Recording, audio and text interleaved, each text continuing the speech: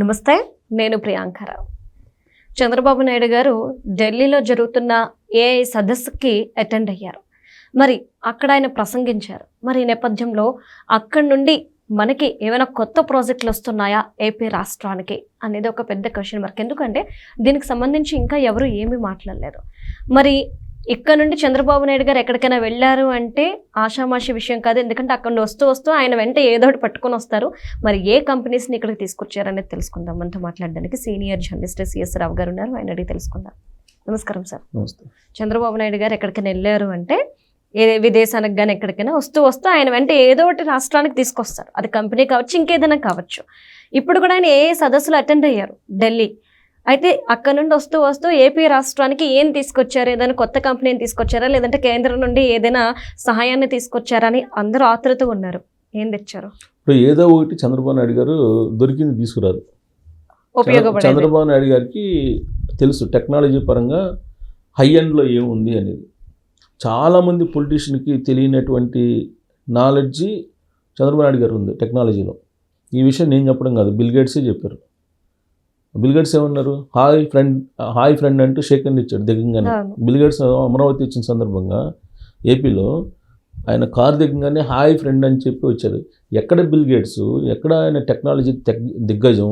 చంద్రబాబు నాయుడు గారు ఎక్కడ hi friend అని అన్నారని అంటే అపర కుబేరుడు, ప్రపంచ కుబేరుడు, టెక్నాలజీలో high end person bill gates అన్నారంటే ఆయన టెక్నాలజీలో ఎంత హైలో ఉండాలి చంద్రబాబు నాయుడు గారు. అలాగే నరేంద్ర మోడీ గారు అన్నారు టెక్ గురు మాకు చంద్రబాబు నాయుడు గారు అని. అవునా? సో కాబట్టి చంద్రబాబు నాయుడు గారు ఏది పడితే అది ఏదో కంపెనీ తీసుకొచ్చి ఆంధ్రప్రదేశ్కి మనం ప్రచారం చేసుకుందాం అని చెప్పేసి అనుకోరు. హై ఎండ్లో ఏముంది టెక్నాలజీ ప్రపంచంలో అనేది చూస్తారు. ఇప్పుడు హై ఎండ్లో ఏముంది? ఆంథ్రోపిక్స్ ఉంది. అలాగే దానికి పోటీగా ఏముంది? మన ఇండియాది సర్వం ఏఐ ఉంది. సర్వం ఏఐ అనే దాన్ని ప్రజెంట్ చేశారు ఈ ఏఐ సబ్మిట్లో. ఢిల్లీలో జరుగుతున్నటువంటి ఏఐ సబ్మిట్లో మన ఇండియాకి సంబంధించినటువంటి, కర్ణాటకకు సంబంధించినటువంటి యువకులు తయారు చేసినటువంటి ఏఐ సర్వం ఏఐ అనేటువంటి ఒక మోడల్. దాంట్లో సర్వం గేట్ అనేదాన్ని, సర్వం కేజ్ అనేదాన్ని ఆ టెక్నాలజీని ఉపయోగించి స్పెట్స్ని తయారు చేశారు. కళ్ళద్దాలను పెట్టుకొని నరేంద్ర మోడీ గారు చూస్తే దాని స్పెషల్ ఏంటంటే, ఇప్పుడు మనం ఇంగ్లీష్ పేపర్ చదివాం అనుకోండి, భారతదేశంలో ఉండేటువంటి ప్రాంతీయ లాంగ్వేజ్లు ఏదైతే ఉన్నాయో ఆ లాంగ్వేజ్లన్నింటిలో మనం చదువుకోవచ్చు. ఇంగ్లీష్ పేపర్ అయినా కానీ ఆ ఉన్నది ఇంగ్లీష్ అయినా మనకు వచ్చిన లాంగ్వేజ్లో చదువుకోవచ్చు. తెలుగు అనుకో దాన్ని ఇంగ్లీష్లో చదువుకోవచ్చు. సో అలాగే మీకు ఏదైనా రాలేదనుకోండి, మీరు ఏదో చదివినప్పుడు మీకు ఆన్సర్ రాదు, కానీ ఆ స్పెట్స్ ఆన్సర్ ఇస్తుంది. అది సర్వం ఏఐ తయారు చేసినటువంటి మాడ్యూల్, అది టూల్, ప్రత్యేకమైనటువంటి టూల్. సో కాబట్టి ఇప్పుడు ఏం జరుగుతుంది? సర్వం ఏఐ వర్సెస్ ఆంథ్రోపిక్స్ జరుగుతుంది, యుద్ధం జరుగుతుంది. ప్లస్ ఆంథ్రోపిక్స్ అనేది ప్రపంచవ్యాప్తంగా ఇప్పుడు ఏఐలో లేటెస్ట్ మాడ్యూల్ అది ఆంథ్రోపిక్స్. ఈ ఆంథ్రోపిక్స్ దెబ్బకి కొన్ని కోట్ల ఉద్యోగాలు పోతాయి సాఫ్ట్వేర్ అని చెప్పి చెప్తున్నారు. అట్ ద సేమ్ టైం ఉద్యోగాలను కూడా క్రియేట్ చేస్తుందని చెప్పి చెప్తున్నారు. అంటే మనం ఒక ప్రపంచం నుంచి ఇప్పటి వరకు ఉన్నటువంటి టెక్నాలజీ ప్రపంచం ఏదైతే ఉందో, సాఫ్ట్వేర్ అనేది ఒక ప్రపంచం, ఈ ప్రపంచం నుంచి మరో ప్రపంచంలోకి మనం వెళ్తున్నాం. ఒక ఏఐ అనేటువంటి ప్రపంచంలోకి వెళ్తున్నాం. అందుకే తాజాగా ట్రంప్ ఒబామా మీద కామెంట్ చేశారు. లేటెస్ట్గా ఏలియన్స్ అనే వాళ్ళు ఉన్నారు అని చెప్పి ఈ మధ్యకాలంలో ఒబామా చెప్తే అమెరికాకు సంబంధించినటువంటి క్యారిడార్ 51 అని ఉంటుంది. అక్కడ ప్రపంచం మొత్తం మీద హై ఎండ్ టెక్నాలజీ అక్కడ ఉంటుంది, రహస్యంగా ఉంటుంది. దాన్ని బయట పెట్టావు నువ్వు అని చెప్పి ఒబామాకి వార్నింగ్ ఇస్తున్నాడు ట్రంప్. ఏలియన్స్ ఉన్నారని చెప్పి నువ్వు చెప్పావు, అది లీక్ చేసావు, అది ఒక అమెరికాకి తెలుసు, కానీ నువ్వు లీక్ చేసావు అని చెప్పి చేశారు. అంటే మనకు తెలియనటువంటి టెక్నాలజీ చాలా ఉంది ఆల్రెడీ ఐడెంటిఫై చేసి సైంటిస్టులు. సో ఏఐ టెక్నాలజీ కూడా మరొక లెవెల్కి వెళ్ళబోతుంది. ఇలాంటి సమయంలో చంద్రబాబు నాయుడు గారు ఏఐ సబ్మిట్కి వెళ్ళారు. ఏంటి ఆ సబ్మిట్? దాదాపు 20 దేశాలకు సంబంధించినటువంటి అధిపతులు, అలాగే ప్రపంచవ్యాప్తంగా ఉన్నటువంటి ఐటీ దిగ్గజాలు అక్కడ ఉన్నారు. నిన్న నరేంద్ర మోడీ గారిని చూసాం, నిన్న మొన్న. ఇవాళ చంద్రబాబు నాయుడు గారు అక్కడికి వెళ్ళగానే ఢిల్లీలో టెక్ దిగ్గజాలందరూ పరిచయం ఉన్నటువంటి లీడర్గా వాళ్ళందరూ ఆహ్వానించారు. ఎందుకు? ఆయన అందరికీ తెలుసు, సుందర్ పిచ్చయ్కి తెలుసు, సత్యనారాయణకి తెలుసు, వీళ్ళందరూ ఆల్రెడీ అందరికీ తెలుసు కదా. సో తెలుసు కాబట్టి వాళ్ళు తెలిసిన వ్యక్తిలాగా వాళ్ళు రావడం, ఆహ్వానించడం జరిగింది.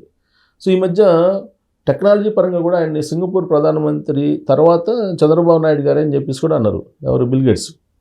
అంటే సింగపూర్ పొలిటీషియన్స్లో ఫస్ట్ సింగపూర్ ప్రధానికి తెలుసు, తర్వాత చంద్రబాబు నాయుడుకే తెలుసు ఈ టెక్నాలజీ గురించి అని. కాబట్టి బిల్ గేట్స్కి తెలిసినప్పుడు మిగతా కంపెనీల అధిపతులకు అందరికీ తెలుస్తుంది కదా.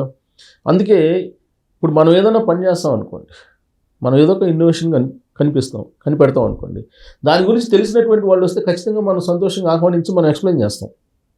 సో ఇప్పుడు అదే జరిగింది ఢిల్లీలో.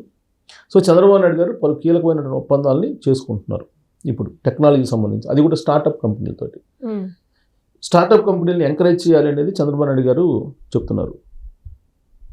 మన ఆంధ్రప్రదేశ్ నుంచి ఒక ఇన్నోవేషన్ కనుక కనుక్కుంటే ₹1 కోటి బహుమతి ఇస్తానని చెప్పాడు ఆర్టిఫిషియల్ ఇంటెలిజెన్స్కి సంబంధించి. అలాగే మీరు రండి, మీకు బ్లాంక్ చెక్ ఇస్తానని చెప్పారు. Speed of doing business policy ఉంది మా దగ్గర, ఈజ్ ఆఫ్ డూయింగ్ కాదు, speed of doing business policy ఉంది, మీరు రండి అని చెప్పి ఆహ్వానిస్తున్నారు. ఇక్కడ ఏమేమి వనరులు ఉన్నాయని కూడా చెప్తున్నారు ఆయన. సో దీన్ని బట్టి అక్కడ ఉండేటువంటి స్టార్టప్ కంపెనీలు ఏవైతే ఉన్నాయో, ఆర్టిఫిషియల్ ఇంటెలిజెన్స్కి సంబంధించినట్టు స్టార్టప్ కంపెనీలు, అక్కడ 20 దేశాల నుంచి వచ్చినటువంటి వాళ్ళు ఉన్నారు అక్కడ.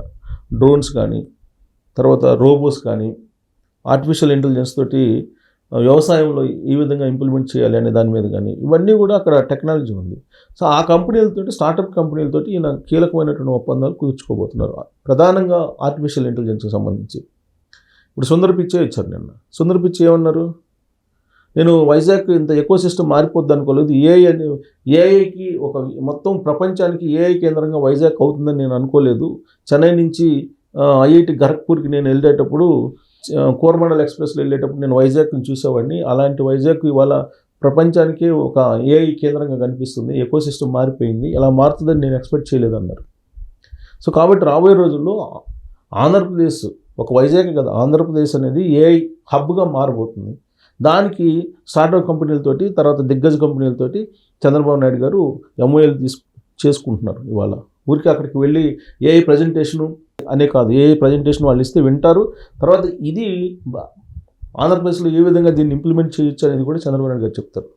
రైట్. ఇప్పుడు అవేర్ 2.0, ఆర్టీజీఎస్ ఇవన్నీ రూలింగ్లో అమలు చేస్తున్నారు. ఇప్పుడు ఆల్రెడీ వాట్సాప్ పరిపాలన ఉంది. ఇవన్నీ కూడా మొన్న బిల్ గేట్స్ వచ్చినప్పుడు ఎక్స్ప్లెయిన్ చేశారు. సో ఇవి మళ్ళీ అక్కడ ఎక్స్ప్లెయిన్ చేస్తారు.